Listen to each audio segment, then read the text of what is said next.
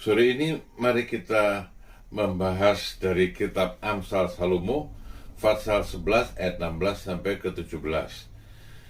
Dalam terjemahan versi mudah dibaca dituliskan begini: perempuan yang baik hati mendapat kehormatan, tetapi laki-laki penindas hanya meraih harta. Orang yang baik hati akan beruntung, tapi orang yang nakal menyebabkan kesusahan bagi dirinya.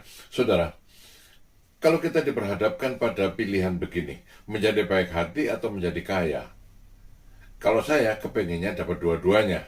Menjadi kaya itu enak.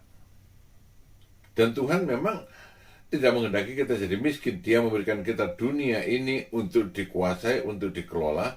Kan dunia ini kaya dengan berbagai macam hal. Inginnya sih dapat dua-duanya, ya kaya, ya baik hati. Tapi sayang, saudara, di dunia yang sudah jatuh dalam dosa ini, nampaknya sulit untuk mendapatkan keduanya ini, kaya dan baik hati. Kenapa?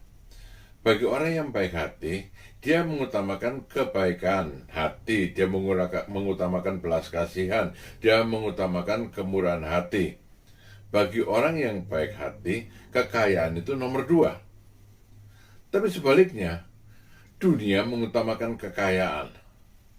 Ya, ada quote, ada kutipan dari Deng Xiaoping, pemimpin Tiongkok dulu, yang membawa Tiongkok kepada kemajuan seperti sekarang ini, yang mengawali kemajuan dari Tiongkok.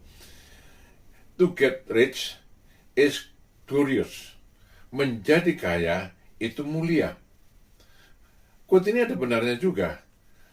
Tapi cara menjadi kayanya bagaimana? Deng Xiaoping bilang, kucing hitam atau kucing putih saya tidak peduli, yang penting bisa menangkap tikus.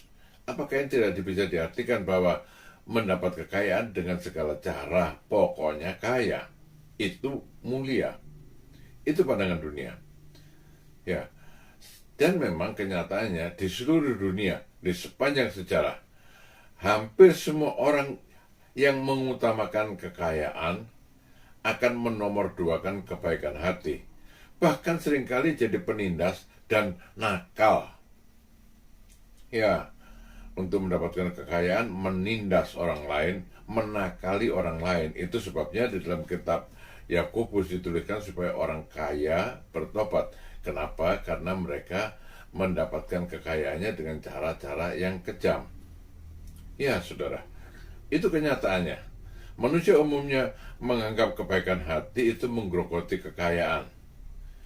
Ada semboyan, uang tidak kenal saudara. Ini kan artinya kejam, artinya menindas orang lain. Ya, uangku, uangku, kamu miskin terserah. Kan begitu kalau uang tidak kenal saudara. Atau kamu minta tolong mengganggu saya tidak mau menolong kamu.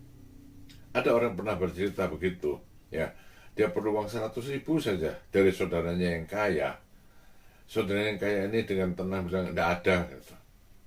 Dan dia pulang dengan menangis karena 100.000 masuk nggak ada. Perlu difikirkan, saudara-saudara, antara kekayaan dan kebaikan hati. Orang kaya memang dihormati, tapi orang yang menghormatinya tidak tulus. Itu sebabnya kalau si kaya jatuh miskin, kan itu bisa saja terjadi, dia juga kehilangan rasa hormat dari orang-orang yang semula kelihatannya menghormati dia. Keluhan Ayub di tengah masalah penderitaan yang dihadapinya, bahkan budaknya pun dipanggil tidak mau datang. Saudara, itu orang kaya yang jatuh miskin. Ya, orang seringkali ya menjauh, pura-pura tidak kenal, tidak dihormati lagi. Dihormati karena kekayaan itu tidak langgeng, sama seperti kekayaan itu sendiri tidak langgeng. Sebaliknya, orang yang baik hati akan dihormati seumur hidupnya, bahkan setelah mati pun masih dihormati, masih dikenang orang. Orang baik hati tidak tergantung ada tidak adanya harta.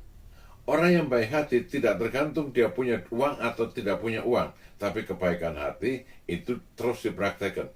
Ingat kisah Dorcas dalam Kisah Para Rasul pasal 9 ayat 36 sampai 42. Dorcas tidak kaya.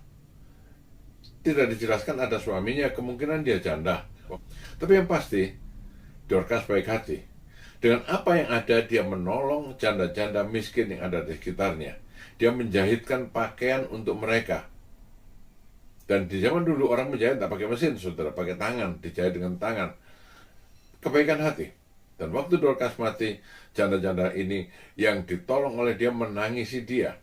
Lalu ada yang mendengar tentang Petrus yang ada di dekat situ. Mereka menyusul Petrus, membawa Petrus ke Yope, ke tempat Dorcas.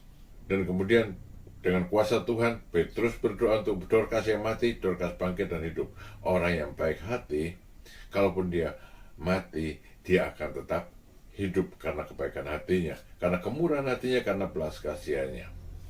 Karena itu Tuhan Yesus bilang, berbahagialah orang yang murah hati, kebaikan hati, berbelas kasihan. Kenapa? Sebab orang yang murah hati, orang yang baik hati, orang yang berbelas kasihan, dia akan mendapatkan kemurahan. Di samping itu, saudara, yang perlu kita tahu, biasanya kekayaan akan mengikuti orang yang baik hati dan juga keturunannya. Di dalam Amsal Salomo pasal 22 ayat yang ke-9, orang yang baik hati akan diberkati karena ia membagi rezekinya dengan si miskin. Ada orang bilang, saya mau baik hati tapi yang mau diberikan tidak ada. Ada.